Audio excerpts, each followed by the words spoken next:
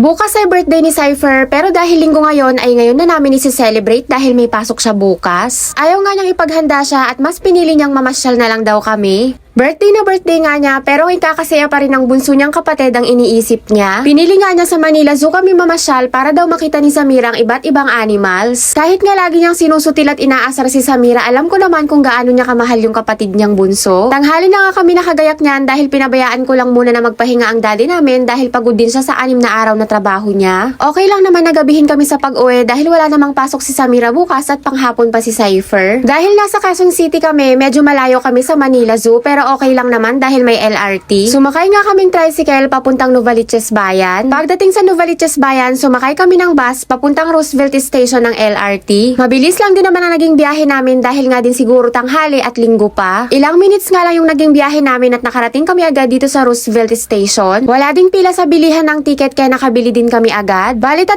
ticket nga yung binili namin papuntang Quirino Station. Bali heto nga ang unang beses na makakasakay ng train si Samira. Saktong-sakto lang din yung oras na pinili naming umalis dahil walang masyadong tao. Kahit nga sa loob ng train ay wala masyadong tao, napakaluwag nga ng mga upuan. Unang station pa lang naman kasi to kaya bago mapuno nakaupo na kami lahat. Nag-enjoy nga si Samira kakatingin sa labas sa mga matataas na building.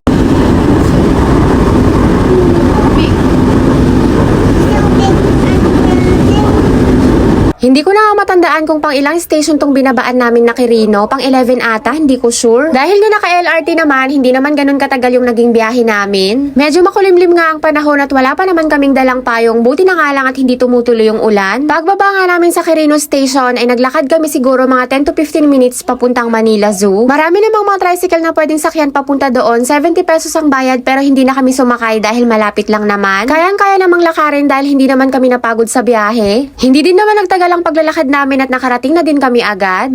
Pagdating nga namin ay napakadaming tao dahil na din siguro linggo. Iba na pala ngayon ang proseso bago ka makapasok sa loob. Kailangan mo nga munang mag-register sa link ng website nila bago ka makabili ng ticket.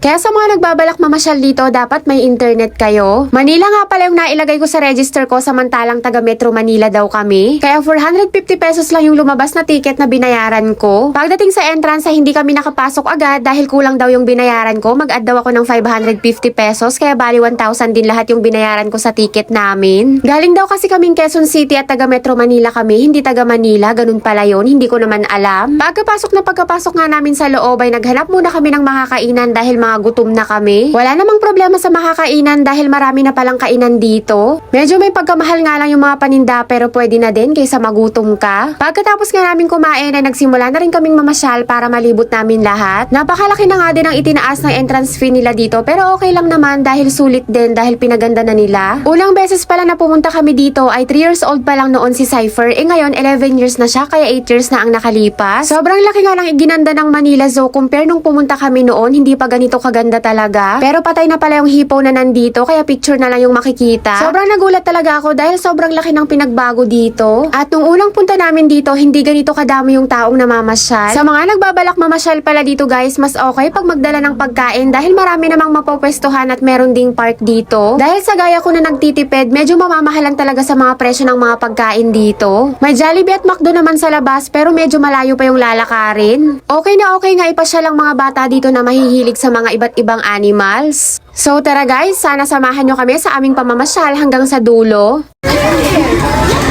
Siguro yung hit ng tiger yung hippopotamus. Kaya siguro sinamisin ang tiger. Ang hippopotamus. Oh, look! It's a yellow tiger.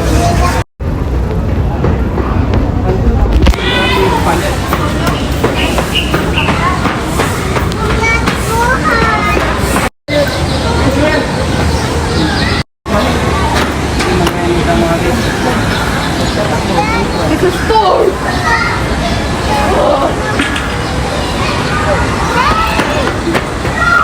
Let's see the other one.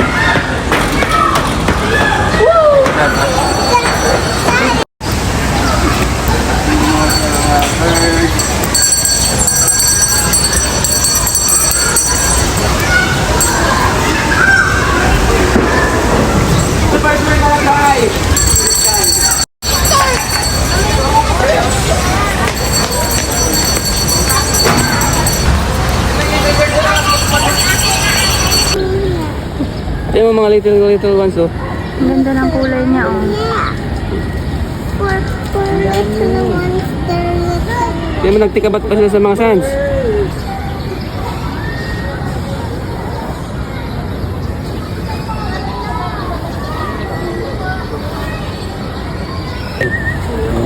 Ipa-play na siya.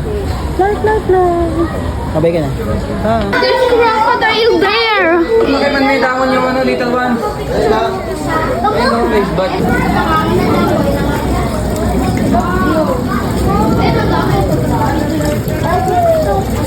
Ay, naantok daw.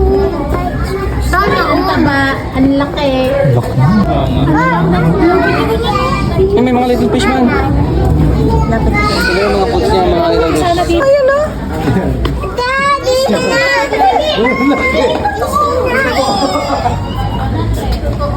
Ayun, nagalaw oh. Long. Patayin ko yan. Such a big one. Ayan, turtle. Dito! Hey, Jan! Sabihin! Go! Oh, here's crocodile! Saan? Ang dahil naman. Walang dito. Oh, what's that? Grabe to, basta ang kanyang heartbeat. Yo!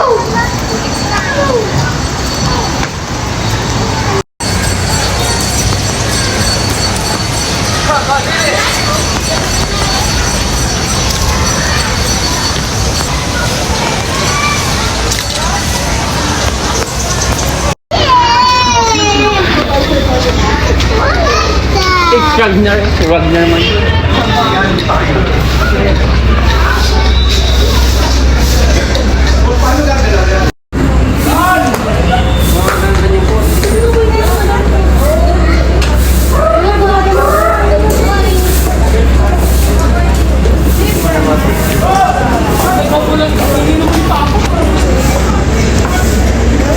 Ang iniit niya ro.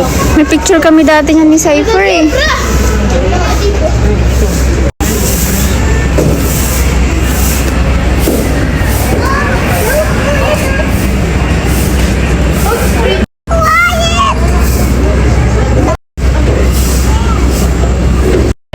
Nag-uwi lang si Daddy. Zebra.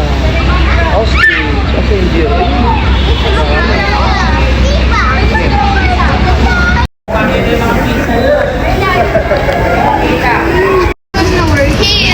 Look mo yan oh!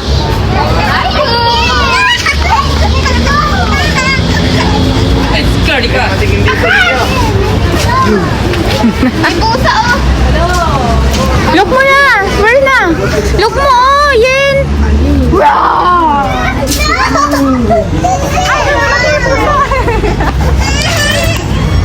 Why?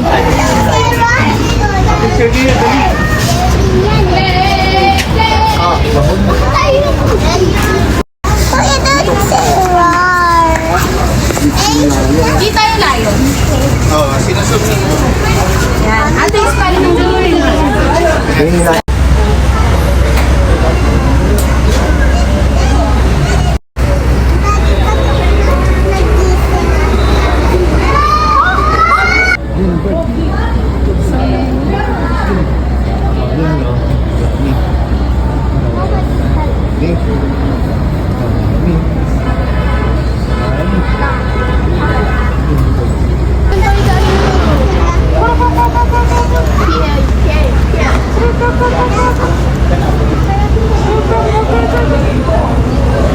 I want to see the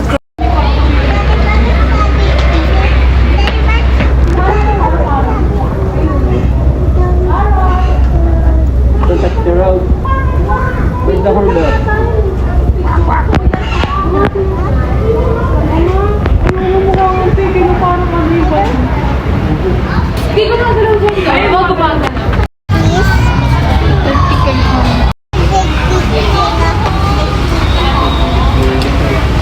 Parang gitna siya ng road.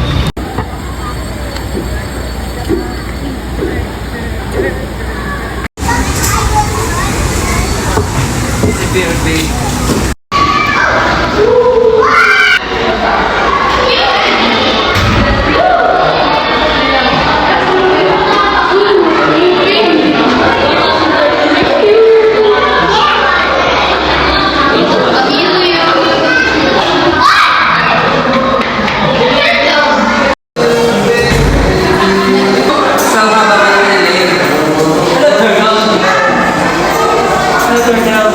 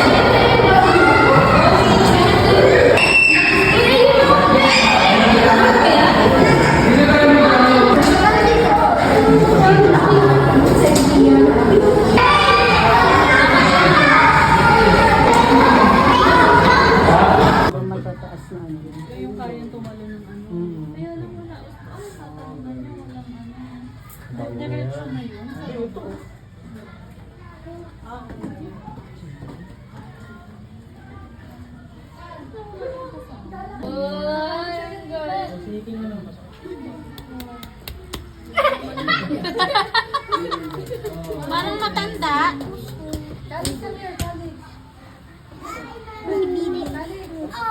Yan sa inyo kanina. Kasi.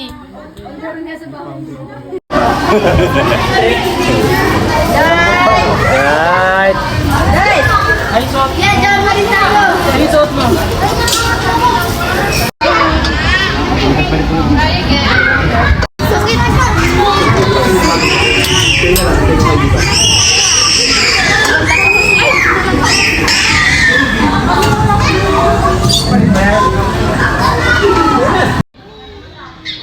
Ay, sira pala.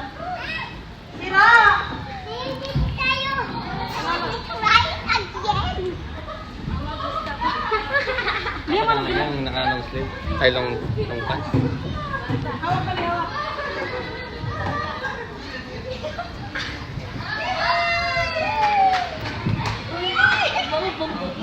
Sira, di sira. Uy, may dumi.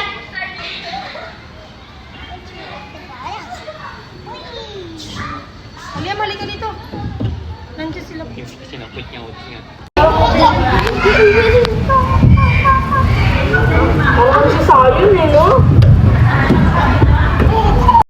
Ang daming dating. Yay!